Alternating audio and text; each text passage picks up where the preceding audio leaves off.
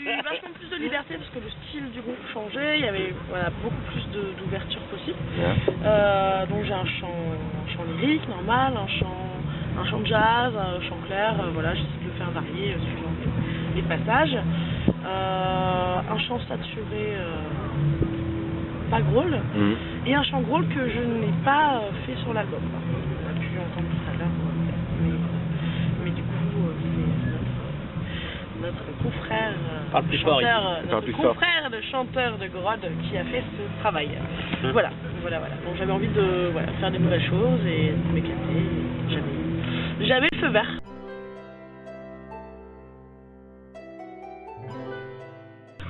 On avait un autre guitariste à ce moment-là, Ludovic, et Ludo.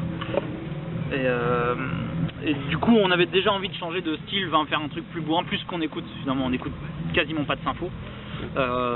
Et on voulait vraiment que ça nous ressemble vraiment. Donc du coup, on a fait appel à Dub, qui est venu rejoindre nos rangs.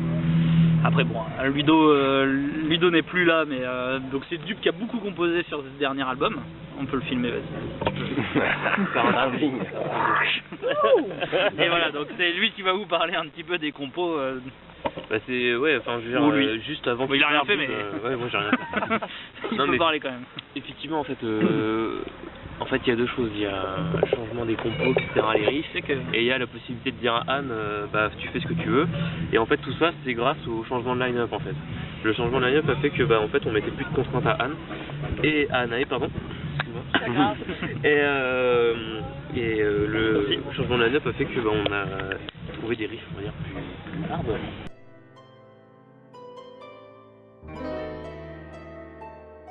En fait, Henrik m'a appelé en me disant on voudrait un deuxième guitariste.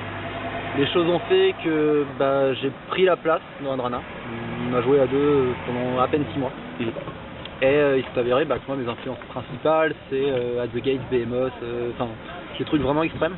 Avant je jouais dans des groupes plutôt typés Death, donc Death Prog, Brutal Death, genre Death à l'ancienne on va dire. Donc j'ai amené ma patte vraiment beaucoup plus extrême au niveau du riffing. Et la voix de Anaé fait que c'est toujours du Adrana, mais en plus vénère. Voilà. Le changement il s'est surtout fait au niveau du riffing parce que le groupe il est toujours le même au final. Parce que les enchaînements avec les anciens morceaux ils se font bien aussi. On pense. On pense, ouais. A priori, il y a personne qui s'est barré quand on a changé d'album sur le set. Donc, l'idée c'était vraiment de faire quelque chose de mélodique mais plus extrême. Donc le groupe référence c'est vraiment At The Gate. Ok. C'est notre morceau d'ouverture et a des riffs assez inspirés de ça, sans être une pâle copie, j'espère. Non, parce que de toute façon avec le son qu'on a, tu peux pas faire une référence à The Gate directement. Oui voilà. Non. Et de si on le dit pas, les gens. Puis même quand on le dit, les gens remarquent pas forcément. Non, mais les gens le remarquent pas, c'est pas le même son, c'est pas la même approche non plus, exactement la même. Donc forcément.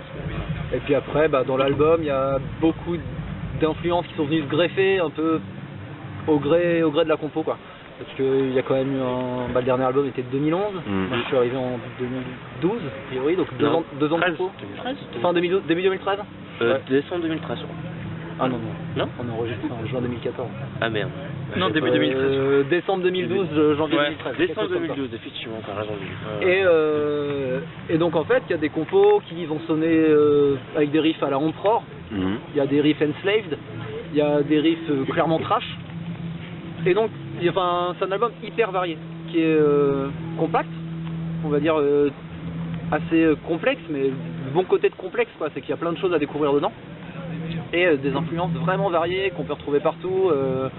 On peut citer At The Gates, Emperor, Behemoth sur certains passages.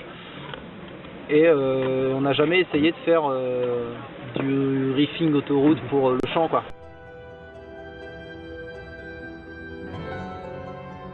En fait, c'est pas facile parce que on a du mal à juger ce qu'on fait nous-mêmes en fait pour l'instant. Sur le dernier album, je veux dire, c'est pas facile. Alors, il y en a qui nous ont dit sur Dark Heavy. Alors sur VS Webdesign, pas forcément. Non, ils ont mis Dark Prog sur VS Webdesign. Dark Prog. Ils ont mis Dark Prog Mais c'est peut-être parce que j'ai mis Dark Rock sur la page Facebook. Parce que, en fait. Mais il y a du sympho quand même, faut pas renier non plus des les origines. éléments symphoniques. On n'est pas dans le métal symphonique, mais c'est du métal avec des éléments symphoniques. Ouais, mais du coup, dans le proc, des orchestrations. le proc, c'est bien parce que c'est un truc pour tout en fait. Tu mets tout ce que tu veux. Non, mais ça, en fait, le proc, tu mets ce que tu veux. Et après, musique assez sombre quand même. C'est pas des trucs joyeux. Tu mets le mot dark. Écoute, ça passe tout seul. Dark Rock, voilà. Voilà, ouais, c'est du métal. Alors, comme vous pouvez le voir actuellement, personne n'est d'accord. Voilà, on se pose toujours la question. À vous peut-être de déterminer ce qu'il en est. On n'en sait rien. On fait de la musique. Aidez-nous.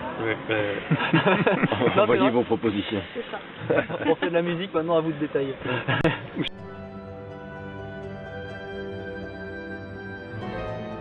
Donc c'est pour ça qu'il ne faut pas le renier aussi. Nos fans vont venir forcément du métal sympho aussi.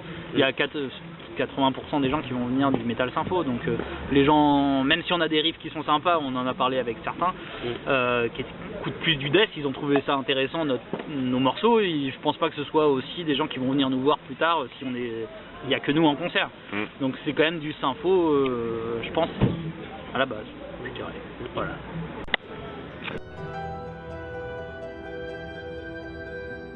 On a sorti un album donc aujourd'hui et juste avant ça on a sorti un jeu vidéo. Donc lui maintenant il fait plus du clavier et l'instrument mais il fait du clavier sur PC. Donc il a développé donc un jeu vidéo avec un peu Guitar Hero, enfin complètement Guitar Hero. Ouais, c'est un Guitar Hero like quoi. C'est un Guitar Hero like sur PC, sur une appli Facebook en fait. Et du coup il a développé ça voilà parce que c'est un peu son kiff et il voulait plus faire de musique. C'est son domaine déjà de. C'est son domaine, c'est son taf. Il voulait être proche du groupe. En fait, il voulait rester proche du groupe. Ouais. Mais vu qu'il habite Toulouse, il pouvait pas. Voilà. Les est... concerts, ça le faisait chier parce qu'il fallait qu'il branche ses claviers. C'est une grosse peignasse. Tu nous entends. Non, mais après. Mais il le dit lui-même et ça le faisait chier. Je comprends aussi parce que lui, il voulait juste jouer et puis nous, on lui demandait de foutre des samples, foutre deux claviers, foutre ci, foutre ça. Au bout d'un moment, ça le faisait chier. Donc, il s'est dit bon autant que je quitte et qu'ils mettent tout ensemble. Ce qu'on a fait, nous, on en est content aussi parce que. Il y a plus de place dans le camion quand on s'en va. Putain, c'est clair. Deux claviers en moins, une personne en moins, c'est quand même sympa. Il n'y a plus de problèmes techniques. Ça implique beaucoup moins de problèmes techniques. Voilà. Ouais. Donc voilà, et puis on a gardé quand même contact, il nous aide sur plein de trucs, il donne son avis sur plein de choses. On a quelqu'un qui nous a aidé sur vraiment l'orchestration, vraiment la rendre très réaliste sur le dernier album, donc c'est Anthony Da Silva. Après on s'est quand même chargé de la compo après pour réarranger le tout pour que ça sonne métal parce que lui c'est un orchestrateur, il est très bon, il est très bon au niveau de l'orchestration, mais après le rapport avec le métal il est un peu moins bon, donc nous après on a réarrangé ces arrangements. C'était un système d'aller-retour classique quoi qu'on a toute collaboration et je pense que le résultat est pas mal et c'est vrai que ces parties-là sur scène à jouer au clavier ce serait impossible. Vraiment c'est beaucoup trop fourni pour pouvoir le retranscrire au clavier.